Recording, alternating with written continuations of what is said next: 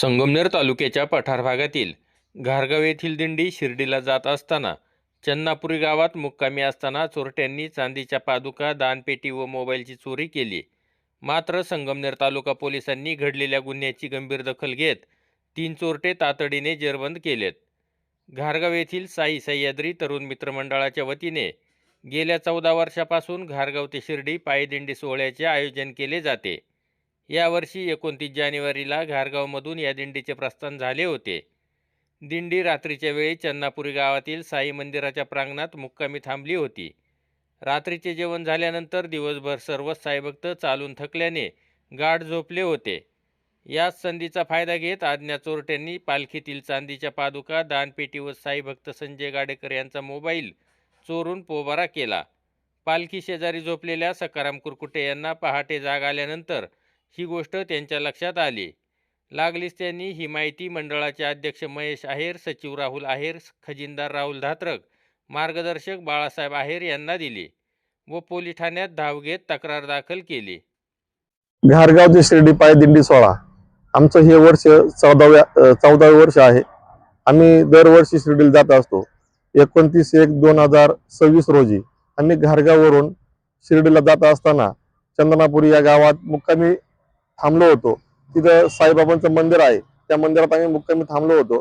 त्यावेळी संध्याकाळी आमची आरती झाली, त्यानंतर महाप्रसादाचा कार्यक्रम झाला आणि आम्ही सगळे झोपले, आरती वगैरे करून आम्ही झोपलो होतो. सर्व साईभक्त सगळे झोपले असताना त्यावेळी आद्य चोरट्यांनी रात्रीच्या वेळी आमच्या पालखीतील साईबाबांच्या पादुका, साईबाबांची पालखीमध्ये असणारी दानपेटी व आमच्या साईभक्तांचा मोबाईल हे चोरट्यांनी चोरून नेलं. त्यावेळी पहाटेच्या वेळी जेव्हा आम्ही साईभक्त आमचे कुरकुटे बाबा यांना जाग आली, त्यावेळी लक्षात आलं का साईबाबांची पालखीतील बाकीच्या वस्तू सगळ्या अस्तव्यस्त पडलेल्या होत्या. तेव्हा कुरकुटे बाबांनी पाहिलं उठून, तर साईबाबांच्या पालखीतील दानपेटी व पादुका नव्हत्या. त्यावेळी कुरकुटे बाबांनी आम्हाला सगळ्यांना उठवलं आणि बाकीच्यांना सांगितलं की आपल्या पालखीतील पादुका कुठे आहे. त्यावेळी आम्ही सर्व आजूबाजूला बघायला लागलो.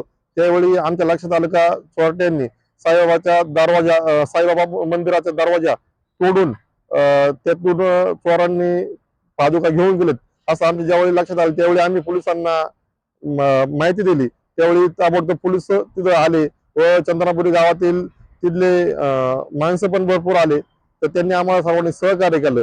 त्याबद्दल सर्व पोलिसांचे व तिथल्या ग्रामस्थांचे हार्दिक अभिनंदन, हार्दिक स्वागत, त्यांचे आभार व्यक्त करतो. तसेच आम्हाला पोलीस प्रशासनाने ते आमची काही दानपेटी गेली होती ती पण सापडली आणि आमच्या साईबाबांच्या पादुका चोरांनी चोरून नेल्या होत्या. त्या 48 तासाच्या आतमध्ये पोलीस प्रशासनाने त्या आम्हाला परत मिळवून दिल्या व ते चोर जेलबंद केले. त्याबद्दल आमच्या मंडळाच्या वतीनं, आमच्या घारगाव ग्रामस्थांच्या वतीनं आम्ही त्यांचे खूप खूप आभारी आहे. पोलीस कर्मचाऱ्यांचे आमच्या मंडळाच्या वतीनं खूप खूप आभार आणि धन्यवाद. ओम साईराम. घडल्या गुन्ह्याची गांभीर्याने दखल घेत तालुका पोलीस ठाण्याचे प्रभारी पोलीस निरीक्षक प्रवीण साळुंके यांनी वरिष्ठांच्या मार्गदर्शनाखाली पथक तयार करत तांत्रिक तपासाच्या आधारावर व गुप्त बातमीदाराकडून मिळालेल्या माहितीच्या आधारे आरोपी निष्पन्न केले.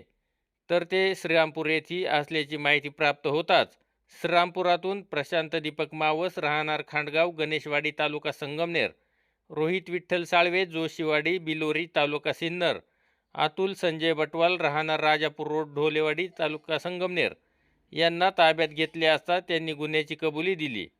तसेच चन्नापुरी घाटात बंद पडलेल्या वाहनाचा चालक हरीश सोनार, राहणार सिन्नर याला देखील कोयत्याचा धाक दाखवून मोबाईल व रोख रकमेची चोरी केल्याची कबुली देखील त्यांनी दिली आहे. तसेच चोरलेल्या चांदीच्या पादुका संगमनेरमधील सोनाराला विकल्याचीही कबुली त्यांनी दिली. दरम्यान घटना घडल्यानंतर संगमनेर तालुका पोलिसांनी गांभीर्याने दखल घेत सदर गुन्ह्याचा तपास तातडीने लावला व चोरटे जेरबंद केले. त्यामुळे तालुका पोलिसांचे सर्व स्तरातून कौतुक होत असून चोरट्यांवर या निमित्ताने वचक निर्माण होणार आहे व चोऱ्यांना लगाम लागण्यास मदत होईल असे साई भक्तांमधून बोलले जात होते. नवनाथ गाडेकर, गाव पुढारी न्यूज, घारगाव.